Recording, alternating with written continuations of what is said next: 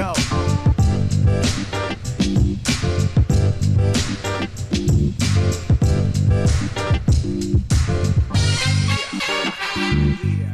Ugh. Good morning. It's David Samson. Welcome to Nothing Personal. It's Thursday, October 12th, 2023, and ugh is our word of the day. Because that is the word that was heard all throughout the offices and hallways of Major League Baseball last night. A collective, one more time, ugh. The playoffs this year, as a baseball fan, I'm in. I have loved the postseason so far. There have been 4 sweeps out of 4 rounds in the wild card round, all 2-0 sweeps. In the division series, you got 4 series, a possibility of having 20 games. 5 games per series times 4 is 20. 2 of the series ended in 6 games total out of 11. There were sweeps. The Rangers swept the Orioles, and last night, the Diamondbacks swept the Dodgers. One of the series ended in 4 games out of a possible 5. That is the Astros beating the Twins 3-1. So you've had 10 games out of a possible 15 in this round so far. MLB is less than happy when teams they don't want to advance. But what makes it even worse if those teams advance without playing maximum number of games. The Diamondbacks-Dodgers series from this year, which is now over, and it may have happened while you were sleeping. So good morning. The Los Angeles Dodgers are out of the playoffs. After winning 211 games in the last 2 years, they have 1 win to show for it. They beat the Padres once out of 4 games last year in the division series. Come back this year, ready to go, with 2 of the top 4 MVP players, Mookie Betts and Freddie Freeman, where we told you if the Diamondbacks can just shut down one of those 2 guys, the Diamondbacks will win the series. It didn't occur to me they'd shut them both out. 1 total hit between the 2 of them, and an infield hit nonetheless by Freddie Freeman. The worst starting pitching in history. We can barely remember when Kershaw only got an out in the first inning, giving up 6 runs, got pulled. The second game, Bobby Miller made it not to the 3rd inning. He didn't even get out of the 2nd inning. Last night was an amazing start for their pitcher, Lance Lynn. He actually made it over 2 innings. Scoreless game going into the 3rd inning in Arizona. Everyone excited. It's 95 degrees with 600% dry humidity. It's dry heat. Don't worry. It's easy. Roof open. Beautiful. Fans excited. And we saw history. And if you wonder why I like baseball and why I like sports and why I like history, I love the idea that there's always a chance that you will see something at the ballpark that you've never seen. Except 99% of the time, you look and say, oh my God, that's never happened before. But it has. I would have a running joke with our head of communications, PJ. Something would happen during a game, and I'd call him up, and he'd see my phone ring, and it'd be a special ring, like, Hey, PJ, obviously what we just did, that's never happened in franchise history. Let's promote that. And then he'd text me back, yep, happened in 1996. Whatever the case may be. And certainly around baseball, it's the same thing. You have it's so much history, over 100 years of history. So in the 3rd inning last night, there's a home run hit, there's a home run hit, there's a home run hit, 3 solo home runs. I'm watching, and I'm thinking that's a lot of solo home runs in an inning, because the 3rd solo home run of the inning, or the 4th, I can't remember which one it was. I think it was the 4th. So 3 solo home runs happen, and all of a sudden, home run, right field. 4 solo home runs. And then it was ruled foul. There's a very simple adage in baseball. When you hit an almost home run that goes foul, you generally strike out, maybe weakly ground out. But in fact, The pitch after the challenge was made and it was shown that the home run was not a home run, it was a foul ball. When you expect him to strike out in the third inning, what happened? Their catcher hit a home run.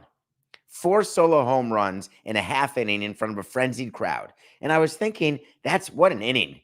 But it didn't occur to me that that was history. That had never happened in the history of baseball, ever. There had never been 4 solo home runs in a postseason game, ever. There had never been 4 home runs in the same inning in a postseason game. I wouldn't have believed that. So the Arizona Diamondbacks are in the history books in the bottom of the third inning for hitting 4 home runs in the same inning, taking a 4-0 lead against a team that won 100 games, 16 games better than the Diamondbacks in the regular season, already facing elimination and now down 4 runs. With Lance Lynn out of the game and a tired bullpen and an offense that can't score 4 runs, they hadn't scored that many the whole series. So what happened 2 hours and 20 minutes later is the Diamondbacks beat the Dodgers. I'm watching, thinking about my old friend Andrew Friedman, the president of baseball operations for the Dodgers, thinking about what's going on in his head and what needs to happen during this offseason, if anything. And it got me to the debate about this team. Are there folks who think that the Dodgers are a failure, that the Dodgers need to make a managerial change? People called for the end of Don Mattingly during his run with the Dodgers. People called for the end of Dave Roberts. They've been saying, get rid of him, get rid of him. That's not what Andrew Friedman's going to do. The Dodgers have a very analytically based mindset on and off the field. You can't win a World Series if you don't make the playoffs. Their view is the Braves' view from the 90s. Win the division, make the playoffs every year. The World Series is a crapshoot. Sometimes you're going to make it, sometimes you're not. Later, when we talk about the Astros, we're going to point out why that is complete poppycock, but I understand their view. But I'm also coming from the standpoint of the Marlins, where we won 2 World Series and didn't make the playoffs any other year, and I'd still rather be me than any other person. Having nothing to do with baseball, by the way, but in a baseball standpoint, I'd rather have 2 rings than the Dodgers, who have the 1 COVID ring during their entire run that they've been on, like an 11-year run of amazing success, winning the division every year except for when they lost by 1 game to the Giants, even though they won 106 games. But they've had no postseason success other than they lost the World Series in 17 to the Astros, and you can garbage can it all you want. They won the World Series in the COVID-shortened season. You could put an asterisk all you want. The reality is that Andrew Friedman looks at his team and he says, what happened during this small sample size, and 4 games is a small sample size. Mookie Betts and Freddie Freeman had 4 bad games during the course of this season. Mookie Betts was asked after the game what his reaction was to not just the game, but also the format. Listen to what he said. Super frustrating. There is no real words for it. They played better. We didn't do much. I can't speak for all of us, but I know for sure I did absolutely nothing to help us win. And there's no words for it. Mookie, Dodgers are out, Orioles are out, Braves are on the brink, 3 of the top 4 seeds. Is there a flaw in this new baseball format? No comment. Oh, Mookie. GMAB. Don't do a no comment there. You know the debate that's gone on over the rest and whether or not division winners have a disadvantage. The Diamondbacks were playing meaningful games all through September, and they came in HOTT, and you were sitting there for 5 days. Don't do a no comment because your comment is speaking volumes. Why don't you say it had nothing to do with having 5 days off? I wasn't rusty. I've been in the big leagues. I'm getting paid a tremendous amount of money. I stayed sharp and strong. Guess what? What happened is baseball. That's what happened. I had a bad 4-game series against the Diamondbacks. That's it. I'm proud of our guys. I'm proud of our team. I'm proud of our organization. The fact that we are given the resources to be put in position to win every single year. I love our fans who come out every game to support us, and we're going to go home and we're going to lick our wounds and we'll be ready for spring training to put ourselves back in this position next year. My name is Mookie Betts, and I approve this message. No comment. There are certain times you should do a no comment. Like when you're in the clubhouse after the Bryce Harper got doubled off in what was an amazing end to that game. As you remember, game 2 in the Braves-Phillies series, when Michael Harris made that crazy catch against the wall. If you don't remember the play, go watch it. And then doubled Harper off first base on an amazing Derek Jeter-like play by Austin Riley, backing up the play, throwing him out. After that game, there was quite a bit of excitement in the clubhouse. And the Braves shortstop, Orlando Arcia, was overheard sort of cackling is what they're calling it. I don't know what a cackle is. People say I cackle sometimes. Like, it sounds like more of an evil laugh. I don't know what a cackle is. Cackling in the locker room saying, ha ha, attaboy Harper. And somehow that's become the biggest story of the Braves-Phillies series. A series where the Phillies clubbed the Braves last night. 6 home runs in a typical Citizens Bank game where it's a bandbox and you're never out of the game, except in this case, it's Philly who hit all the home runs. Absolutely crushed the Braves, sending the Braves to the brink of elimination, as that reporter properly said to Mookie Betts. And the story coming out of the game should be Bryce Harper hits 2 home runs. Nick Castellanos hits 2 home runs. First pair of teammates to hit 2 home runs in quite a long time in a playoff series. I think the Dodgers once did it with A.J. Pollock and Chris Taylor, but it does not happen often. The Phillies, with their stated objective of getting back to the World Series and winning it this time, having won the pennant last year and lost to the Astros last year. The Braves with the best record in baseball, with the 1927 Yankees offense down 2-1, having lost 10-2. That's a great story. Bryce Harper hits a home run yesterday, and then a second, and rounding the bases, he stares at Arcia, the shortstop. And it became a meme. It became a huge thing on the internet and social media, like Bryce Harper doing an F you. I loved it. You guys, you all know me. I've been very, very hard on Bryce Harper for his choice of agents, for the fact that the Nationals won a World Series as soon as he left, for the fact that Harper's never been able to win the World Series, never been able to get the ring. Last year, I started a mea culpa where I told you that he has matured, he has become a leader, and he has become a centerpiece of a really good team, embraced a city, absolutely grown up. And when I'm wrong, and I'm still wrong. Bryce Harper on Philadelphia is exactly the type of player you want on your team. He has grown into that. Much like A.J. Burnett grew into that type of teammate with Pittsburgh after being with the Marlins. It is possible that people mature. One of the things I did wrong as a team president is I would look at 22-year-old kids and I would think they had to act like 32-year-old adults. And sometimes you forget how young they are. And then you look at your own kids when you're that age, you say, oh, I sort of understand why they didn't go to bed on time last night. But my presidential head was, you're getting paid to do a job, do your job. And I forget what the pull is when you're young. Young, dumb, and full of money. Bryce Harper is now middle-aged from an athletic standpoint. From where I'm sitting, he's a tiny kid with a pacifier. And he's leading his team. He's leading his city. And the Phillies have a great fan base. I happen to not have fond feelings for them, having been in the NL East my entire career and knowing some of the things they've yelled at me. But that said, I love their passion. So it creates this amazing off-the-field story between Harper and Arcia. And then after the game last night, Harper actually says, yeah, I was staring at him. And Arcia, through his translator, says, I don't know what he was thinking. I don't even know what's going on here. Didn't mean to make anything out of it. Which left Travis d'Arnaud to discuss what happened.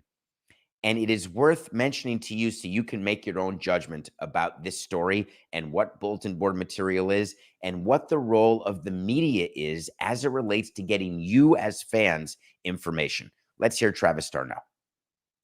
the clubhouse is a sanctuary, and I think when things like that get out, it doesn't make people want to talk to the media at all.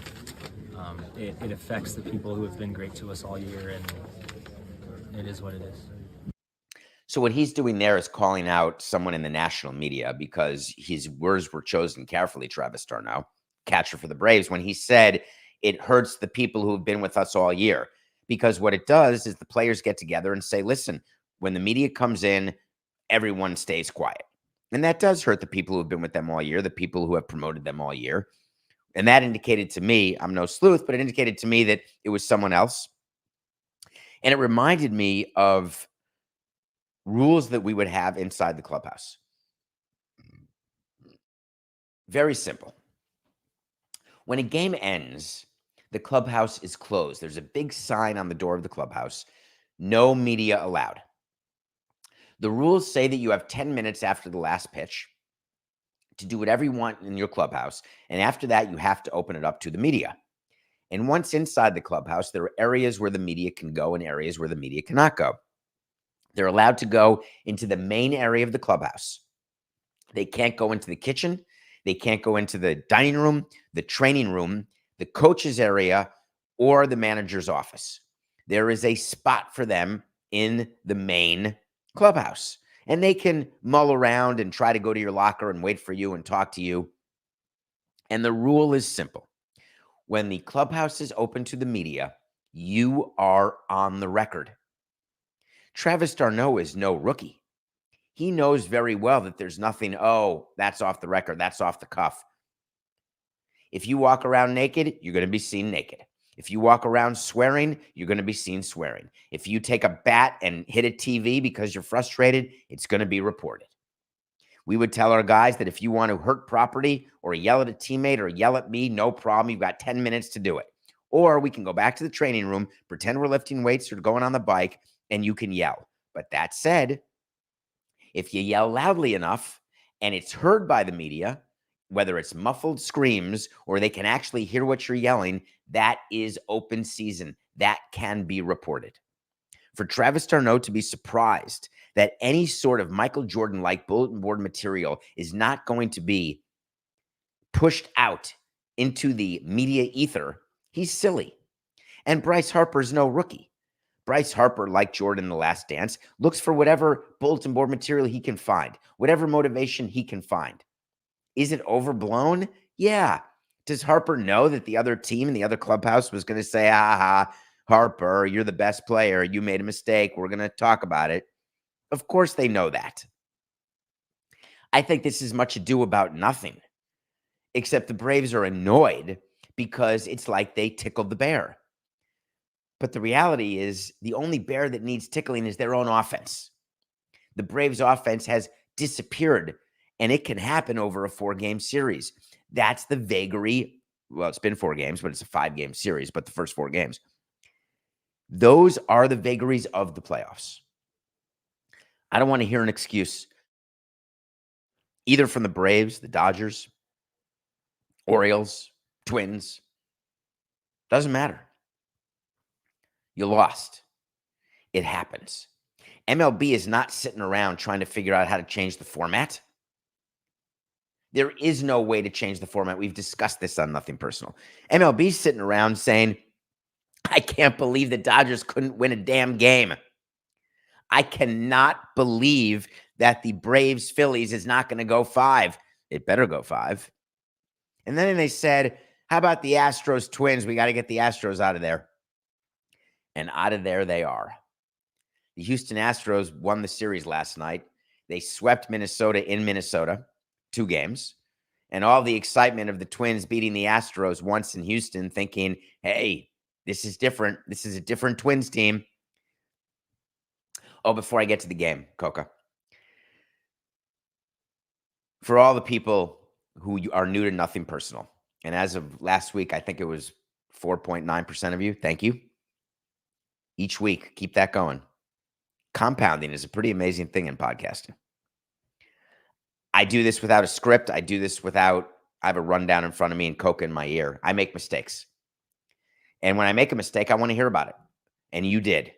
You sent me a correction I said the Twins had not hosted a game in this year's playoffs prior to the first game they hosted against Houston 2 days ago. I have no idea why I said that. The Twins hosted 2 games in the wild card round and swept them. So there you go. I was wrong.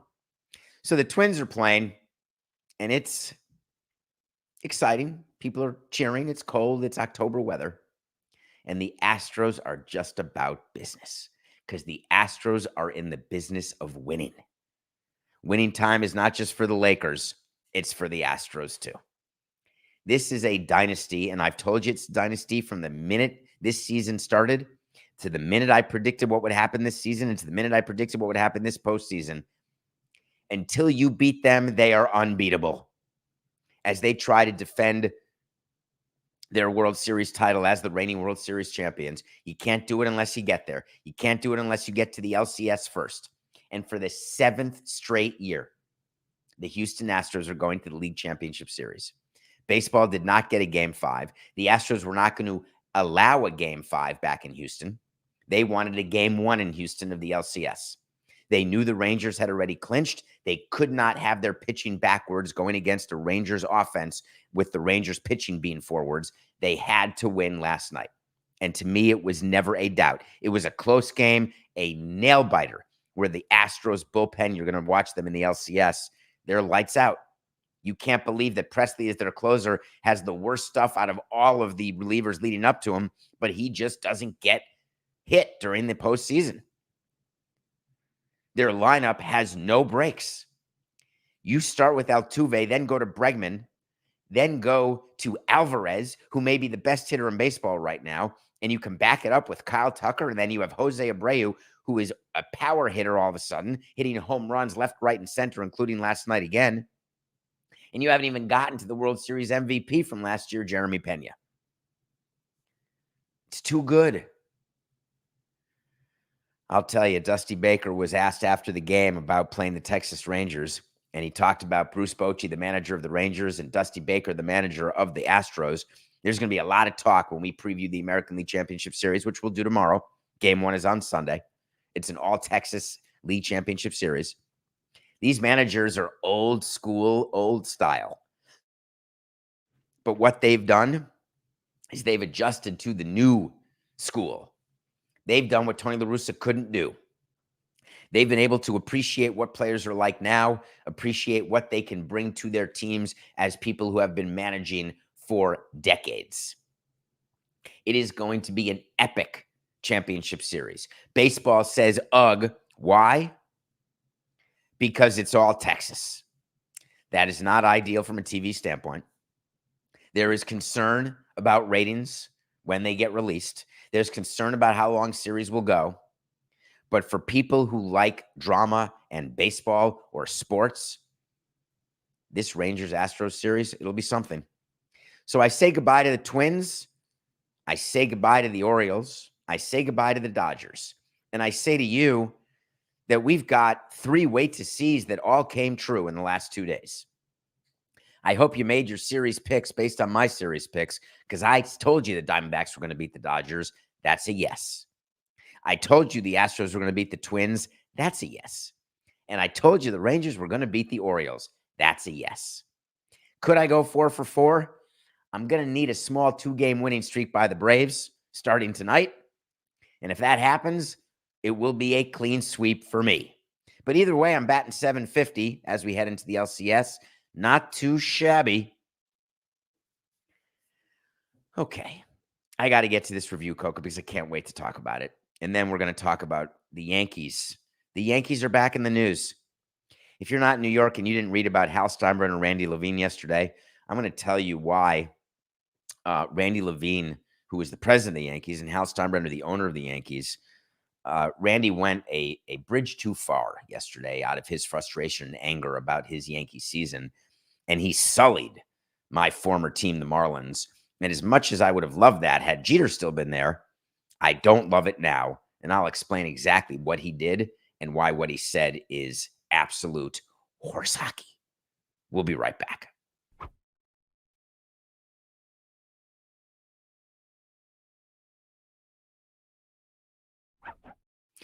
Welcome back to Nothing Personal. It's David Samson. I'm here with Matt Coca every day, 8 a.m., 8 to 8:45, live on the Nothing Personal with David Samson YouTube channel.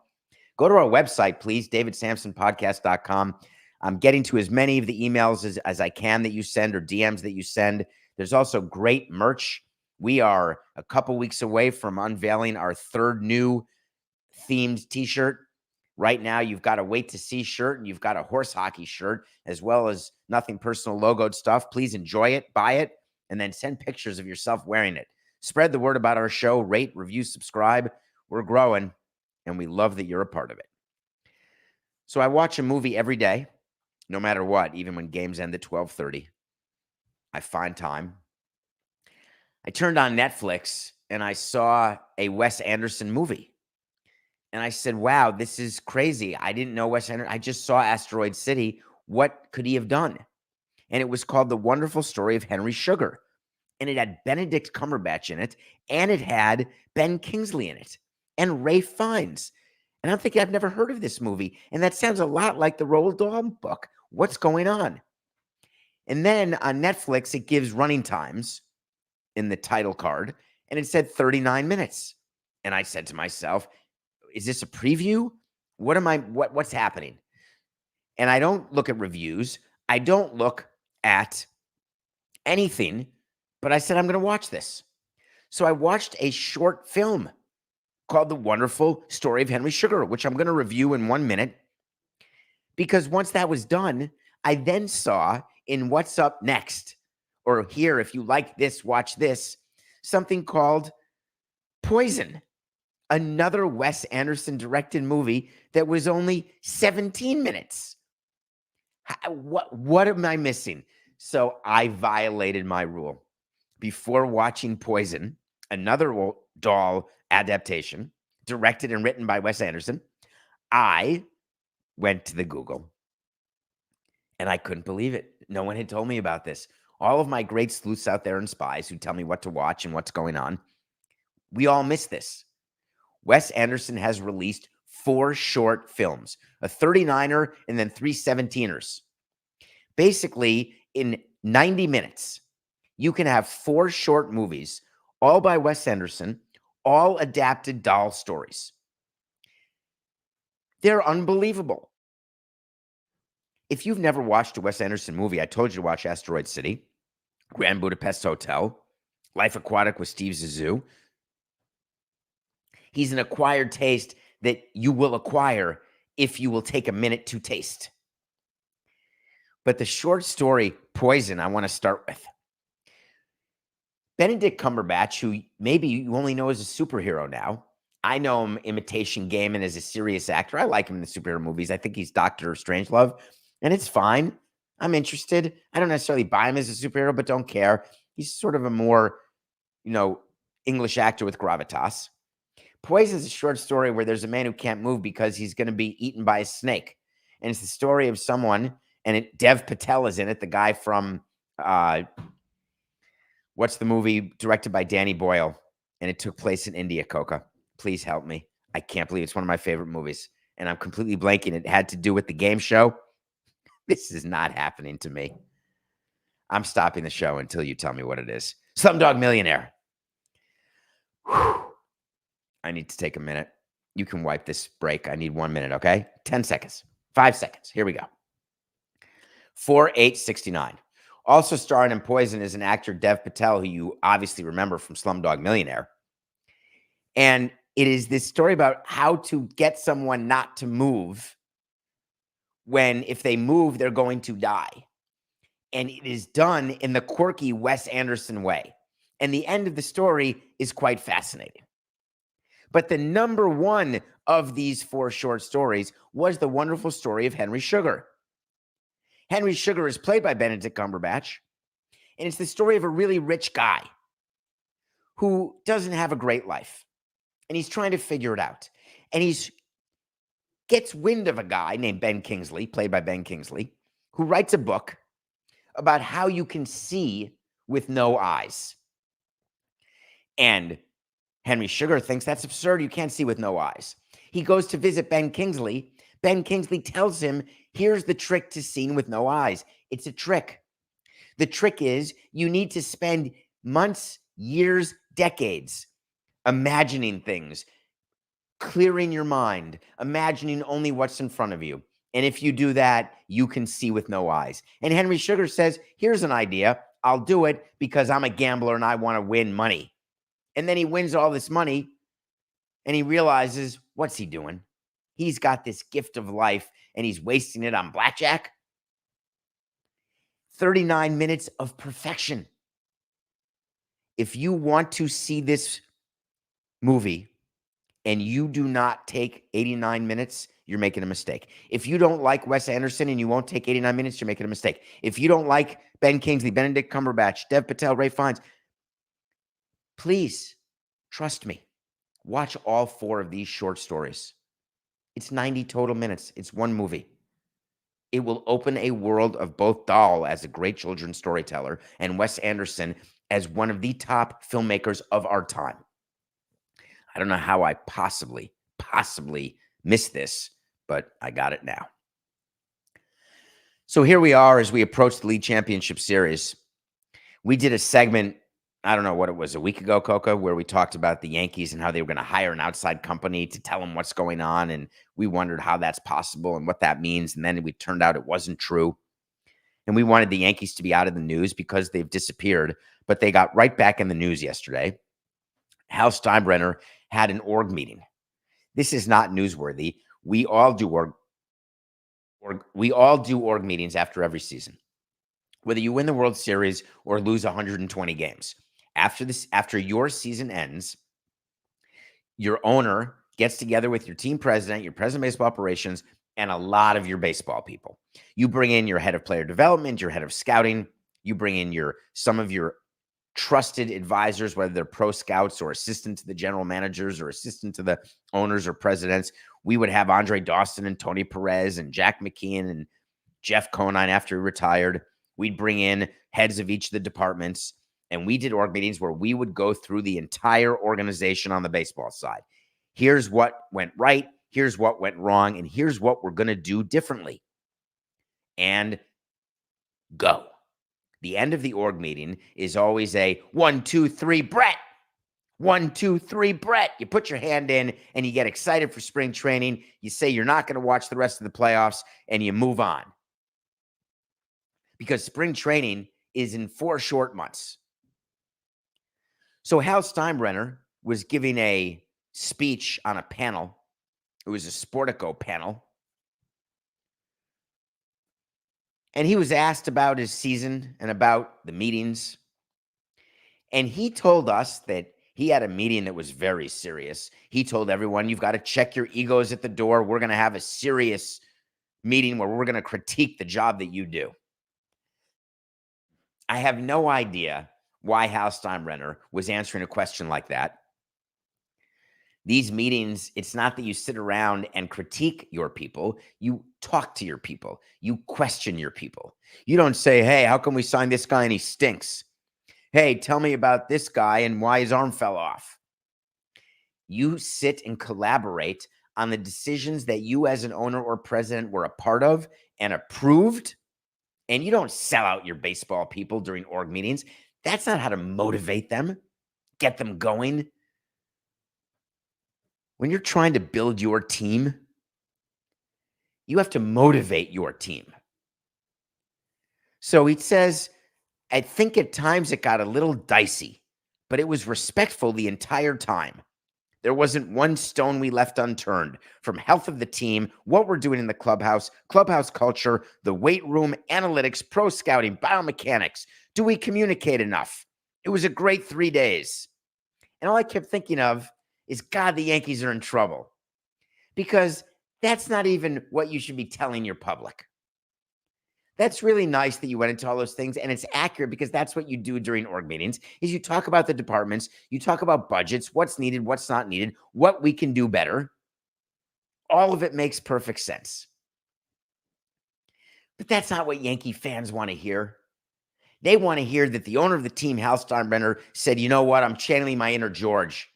It is not acceptable that we have not been to the World Series since 2009, not making the playoffs this year. It's got to stop. We're making changes. even if you don't know what changes you're making. You have to come out with all bluster in front of your fan base and just say, we're on this. We've got this. But instead, the Yankees gave all the bluster to Randy Levine, the team president. Randy Levine at this same conference, he decided this would be his opportunity to manifest what has been going on in his mind for decades, because he's been around. When I was let go by the Marlins, I was the second longest tenured president in all of baseball. Who was the first? Randy Levine. He's been there a very long time, and he's been there in the 6 years I've been gone. So he's 6 years ahead of everybody else. More. He came out and said something that I need to explain to you why it's so ridiculous. Randy Levine called out the Miami Marlins and the Tampa Bay Rays, quote, for receiving revenue sharing from large market teams while failing to boost attendance. A lot more focus has to be on individual teams to do better and not just rely on revenue sharing. You can't have 2 Florida teams averaging 15,000 fans. Randy, I would like to quickly do a revenue sharing explainer to you. Revenue sharing is when you take the pot of all revenue from all teams. It goes all into one big pot. Then there's a percentage of that pot that gets split among teams in the lower half. Then there's a percentage of that pot that gets split for teams that don't violate certain rules in arbitration, in amateur draft signing, in payroll. And there's an amount of money that's funded by teams who pay too much money to their team and get taxed extra. You put all these things into a pot, it comes out with a formula, and the Sneetches say that you, the Yankees, owe X dollars. Do you think that if the bottom revenue teams had more revenue, that means that you'd pay fewer revenue sharing dollars? No. What it means is you'd pay revenue sharing dollars the same, but to different teams in different order in a different cut.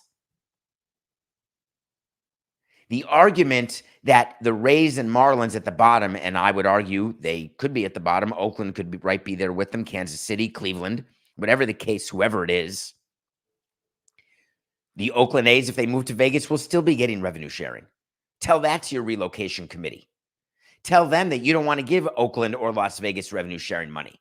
And I'll say to you the same thing I'm saying to you now. You're going to be giving it to someone. When teams try to increase their revenue and lower their revenue sharing, it doesn't take it away. It redistributes it. You are impugning the Florida teams with your anger to Bud Selig for even expanding into Florida, thinking they are a drag on you, when really what you meant to say at that panel is it really pisses you off when teams who get revenue sharing kick your ass. And how do I know this? Because I spoke to you during the 2003 World Series when we beat you. And I'm not making this about Randy Levine. I'm making this about big market teams who get angry when small market teams win because they're angry that small market teams or small revenue teams can be smarter. The Tampa Bay Rays are smarter than the Yankees. They always have been. The front office of the Rays is better than your front office in New York. Always has been. When you've got the net that you give your general manager, the Yankees have the net of a high payroll, they make more mistakes. When you have a smaller payroll, you cannot make mistakes. Why do you have a payroll the size you have? Because you feel you have to? Because you feel it gives you the best chance to win? I think we've proven, as much as we want to argue with the union, which we do, that payrolls are required for winning. And the union wants that to be the case too. And we want owners to think it. The truth is, what wins in baseball is intelligence. It's making the decisions earlier rather than later. It's cutting your losses earlier rather than later. It's putting yourself in a position where you're not sucking on the teat of bad contracts later in players' careers when they have zero chance of outperforming their contract. Zero chance. You have enough players not outperforming their contracts, you will not win. MLB looks at these comments by Randy Levine and they're panicked.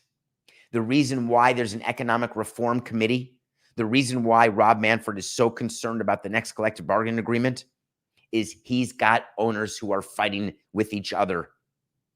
And Randy Levine manifested this distaste in an old, boring, tired way. Do you think that the Marlins and the Rays want 15,000 people? You think that they don't try? You think that we don't spend money on marketing in our areas? You think that we don't spend money trying to figure out how to get more people? We simply don't have the Yes Network. We don't have the corporate sales base that you have in New York. We don't have JP Morgan Chase saying, hey, we'll give you $20 million to be a pillar partner. Don't have it because it's New York. It made me crazy as a team president in Montreal and in Miami when I would hear a word coming out of the Yankees about how angry they were at low payroll, low revenue, small market teams. You're right. We just sit around doing nothing. We just take revenue sharing money. That's all we do. We don't even have a staff. It's just me, actually. That's the only person who ever worked for the Marlins. I just sat in my office, twirled my thumbs. Hey, Beth, did the money come in from the Yankees yet? All right. Check again tomorrow. We're waiting for Yankees money. It's absurd. I have a way to be happier if you're the Yankees. Start winning.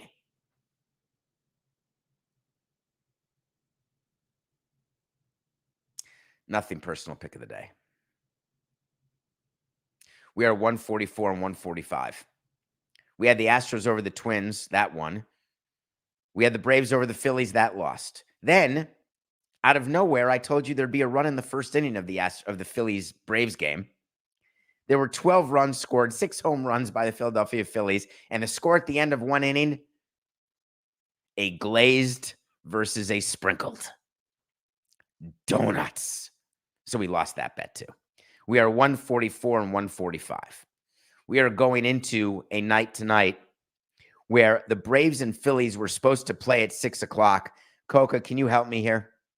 Is it confirmed that the Braves-Phillies game 4 is at 8:07 and not 6:07? I want to talk about this because it was going to be at 6:07 when there was going to be a Dodger game 4. But when the Dodgers-Diamondbacks series ended, they moved the Braves game from 6:07 to 8:07. The reason they did that is that's what TBS wanted. TBS is the broadcast network for it. That's Warner Brothers Discovery. They want to be in prime time, both on the East and West Coast. So you move it to 8 o'clock, 5 o'clock versus 6 o'clock, 3 o'clock. However, there's an NFL game tonight. The good news is the NFL game is on Amazon, so MLB and TBS look at that and say, hey, no problem. We're okay to go head-to-head with that. They're not going to draw the usual 27 million. They're going to get only 11 million, so we feel it's way better for us if we're in prime time. I thought we'd have a bit of an early night, but instead we have an 8:07 game, Braves-Phillies. And guess who's going to win? Guess who's favored? You'd think that the Phillies have to be favored at Citizens Bank Field, Citizens Bank Park, Citizens Bank. I'm completely blanking about Citizens Bank. CBP? CBF? God, my brain is having a moment. What do we got, Coca? What is it called? Citizens Bank Park. It's got to be Park. You would think that they'd be favorite. The Braves are huge favorites because they've got their ace. It's a rematch of Game 1, Spencer Strider against Ranger Suarez. The same Suarez who Rob Thompson pulled out in the 4th inning from Game 1 against Strider, who got touched up, nicked a little bit, but he's the strikeout king, and he's quite happy to be pitching in Philadelphia. If you're Philadelphia, you're not happy because you're not hitting 6 home runs off Spencer Strider. The reason the Braves are favored is the Braves are still the better team, and I picked them to win the series, and to win the series, they have to win Game 4. So under all scenarios, I was going to pick the Braves tonight because MLB needs a Game 5 desperately. If the Phillies win tonight, there's another 2 days off. Friday, Saturday, because the championship series doesn't start till Sunday. You don't want 2 days off again. It'll be the second 2-day quiet period of this short playoffs, which just started on October 3rd. It's only 9 days old, and there'd be 4 days off in the first 11 days. Not good. The Braves will win tonight. That is a lock, a mortal lock. I'm not going to really watch the Broncos, I don't think, against the Chiefs because I'm going to watch the baseball game. But, of course, I'll go back and forth. I may do a double screener. The reason I'm fascinated in this game is that I'm not going to be suckered into taking the Chiefs and giving 10.5 points, and I can't stand the Broncos. I think Sean Payton's done. I think Russell Wilson's done. I think their team is a absolute disaster. But the Chiefs, the kneeling Chiefs, the I don't want to cover Chiefs, the we don't cover at home Chiefs, the we never lose Chiefs, I swallowed hard and took the Broncos plus 10.5. In case you're going to watch the football game and the baseball game, which I'm probably going to do, I admit it. I'm doing Braves. I'm doing Broncos. All right, what do we get to now? Whoa, it's 45, Coca. Yes, it is. We got to talk about the NBA. I'm going to save that for tomorrow, I guess. We have a story about the NBA that will be fresh tomorrow because it's not about an event that you're even thinking about. It's a load management story. I'm going to tease it for you right now to tell you that the NBA is absolutely desperate for you all to watch players 82 games. Desperate.